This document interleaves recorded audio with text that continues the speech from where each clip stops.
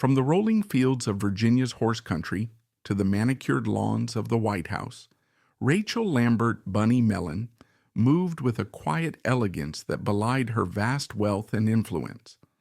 Born on August 9, 1910, into the Lambert family, known for marketing Listerine, she later married into the legendary Melon banking dynasty, merging two immense fortunes and establishing herself among the most discreet but impactful figures in American high society. Though she would become famous for designing the White House Rose Garden at the behest of President John F. Kennedy, her life was far richer and more complex than any single horticultural endeavor could convey. From her early childhood fascination with the natural world to her late life entanglement in one of the most notorious political scandals of the early 21st century, Bunny Mellon lived, according to her own creed, quiet refinement, exacting taste, and a steadfast commitment to privacy.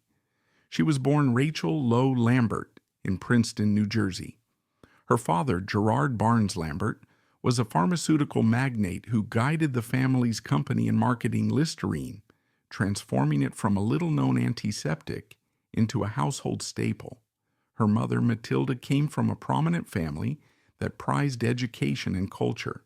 Together, they ensured that young Rachel, affectionately called Bunny after a childhood nickname, grew up in an environment where privilege was tempered by an insistence on good manners and curiosity. From a tender age, Bunny exhibited an unusual calm and an almost preternatural affinity for nature. The Lamberts were well connected in social and political circles on the East Coast, and Bunny's education reflected that. She attended Miss Fine's school in Princeton and later studied privately with tutors who introduced her to subjects ranging from literature to botany. Still, for all her formal instruction, it was her solitary explorations of gardens and landscapes that ignited her true passion. She admitted in later years that much of what she learned about horticulture came from observation, simply watching how plants responded to light and water, how colors harmonized when placed side by side, and how a well-shaped hedge could frame a view so perfectly that it felt like a painting made of living matter. In her late teens, she began to accompany her parents to society gatherings in New York, Newport, and Washington, D.C. Although she moved through these gatherings with the decorum expected of a debutante, she was never a fixture in the gossip columns. Even early on, Bunny tended to stay quietly at the edges, speaking in soft tones and devoting more attention to the floral centerpieces than to the swirl of social maneuvering. She had a slender build, delicate features, and an understated sense of style, preferring simple silhouettes, tasteful jewelry, and colors that complemented her surroundings rather than clashed with them.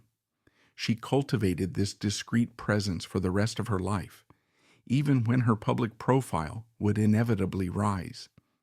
At age 20, Bunny married Stacy Barcroft Lloyd Jr., a businessman from an old Philadelphia family. They had 2 children, but the union was not built to last. Their social backgrounds were similarly exalted, yet both were still finding their paths. Over time, the marriage failed to bring either of them lasting happiness. Still, the dissolution was civil, even by the standards of the day, and Bunny made efforts to maintain cordial relations, especially for the sake of their children.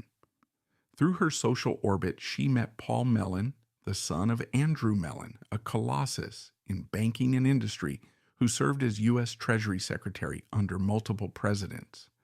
Paul was tall, refined, educated at prestigious institutions, and, like Bunny, harbored a deep love of art, horses, and understated living.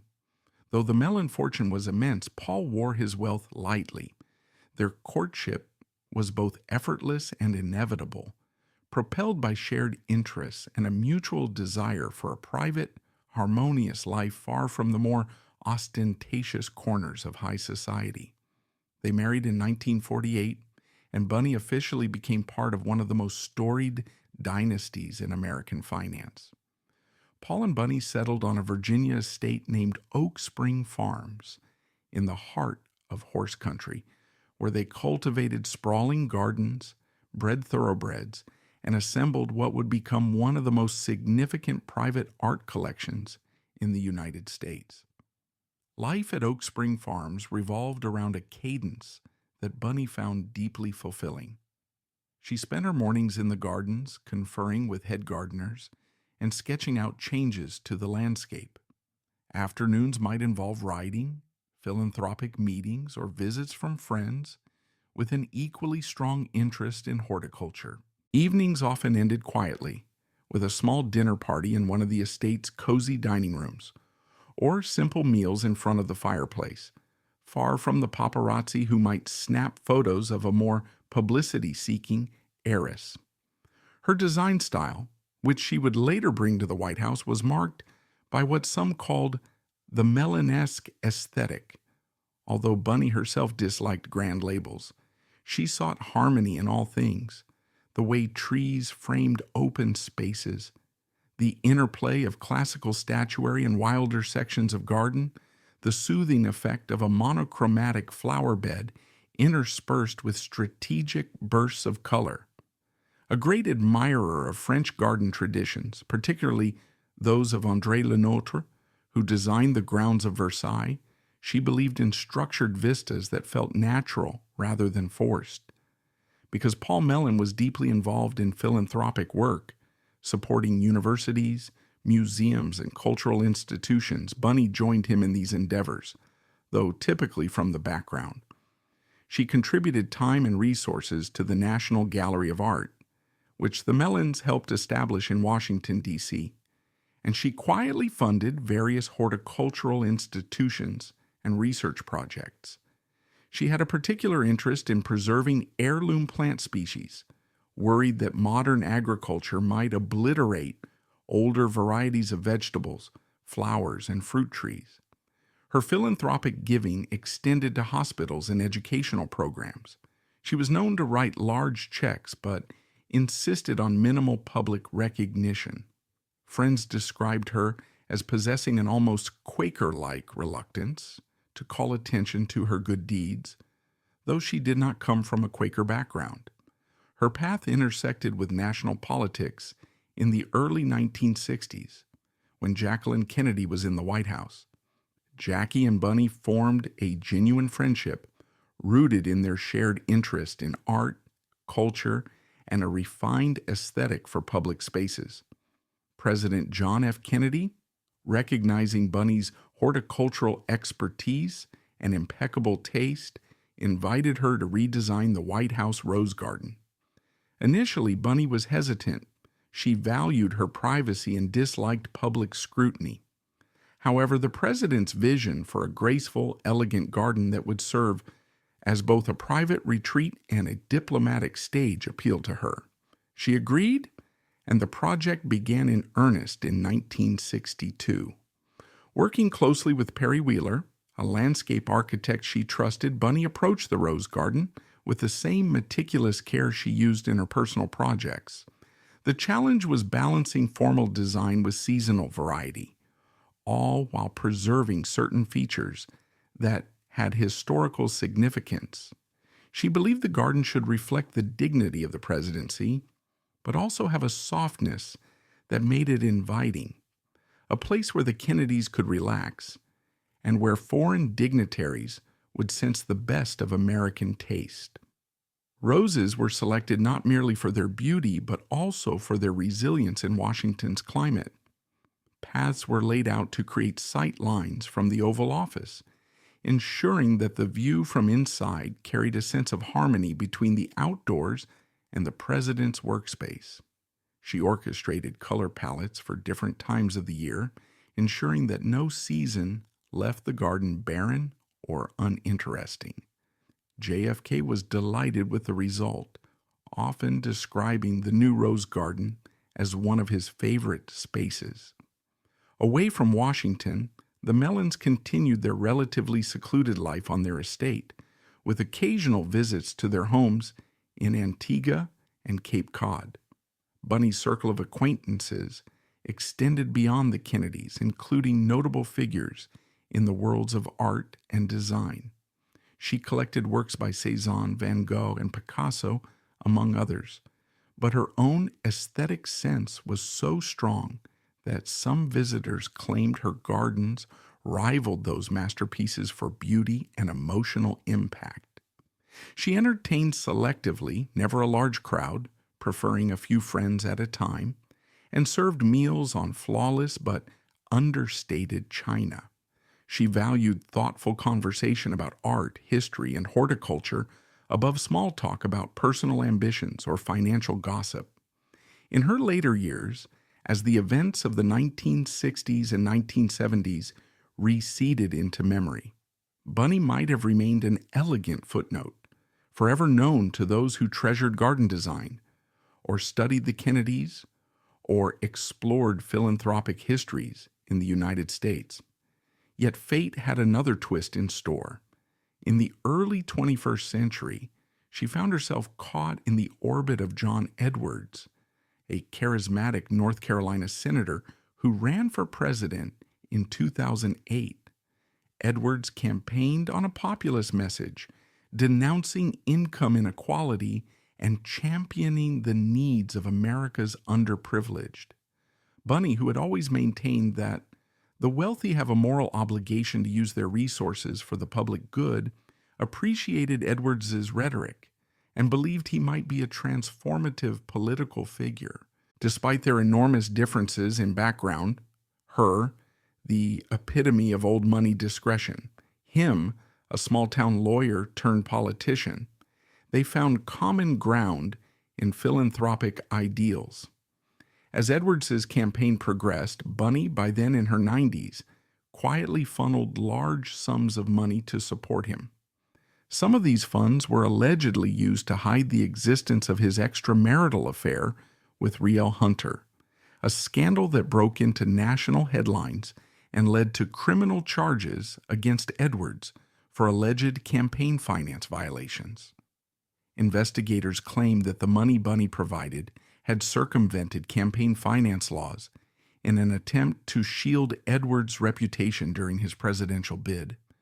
Though Edwards was eventually acquitted on one count and the others ended in a mistrial, the case dragged Bunny's name into the harsh glare of modern media, a place she had long avoided.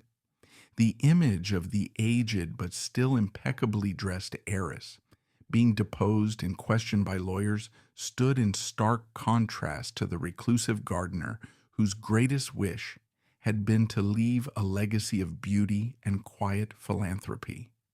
Journalists who had barely heard of her suddenly described her as a billionaire backer, a prime example of how wealthy elites might fund political ambitions behind the scenes. Public fascination with her soared. Stories emerged about her formidable intelligence even in advanced age, her unwavering loyalty to the people she trusted, and her firm belief that supporting a candidate she believed in was a moral good. Yet the scandal also tested her health and resolve. She was well over 90 and unaccustomed to the invasive questions and public suspicion that swirl around high-profile legal cases. In her final years, Bunny Mellon focused on the Oak Spring Garden Library, a research institution she established to house her rare books on horticulture, art, and architecture.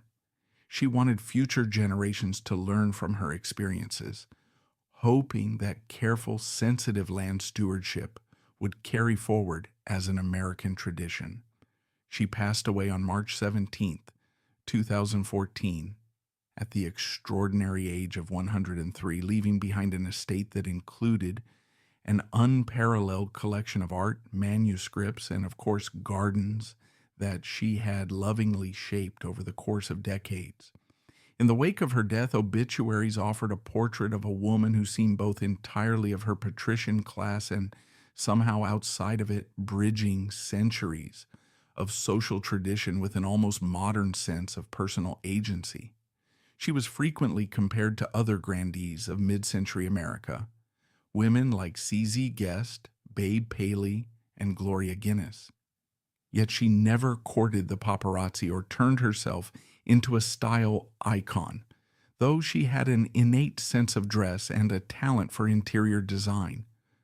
While those other socialites dazzled in the pages of Vogue or Harper's Bazaar, Bunny was more likely to be found in an antique greenhouse, wearing a worn pair of gardening boots, a sturdy apron, and a simple straw hat to shield her face from the sun. Even after her passing, the estate at Oak Spring continues her work through the Oak Spring Garden Foundation, which supports scholars in horticulture, environmental science, and the arts. To walk its pathways or peruse its library is to sense her presence. The gentle but firm guiding hand that shaped these landscapes, the watchful eye that balanced color and proportion, the generous spirit that wanted to preserve beauty for the ages. She lived through times when fortunes were made and lost, when politics turned violent, and when the pace of life seemed to accelerate beyond the point of sanity. Yet she clung to the conviction that a well-tended garden might still anchor the soul. Such was Bunny Mellon, a friend to presidents and a benefactor to unknown charities, a guardian of secrets in an age of sensational media, and a woman whose quiet footprints ran alongside some of the most transformative moments in modern American history. She left this world much as she inhabited it, calmly without fanfare, her legacy etched into rose gardens, library shelves, and the memories of those who found in her a rare mixture of unassuming warmth and uncompromising taste. If we are to learn anything from her life, it may be that true refinement is less about extravagance than about an ever-present mindfulness of beauty, of proportion, of what is essential and what is superfluous. In a century marked by noise and upheaval, she offered a reminder that silence and simplicity can speak volumes, a lesson written in petals and leaves for anyone willing to pause long enough to read it.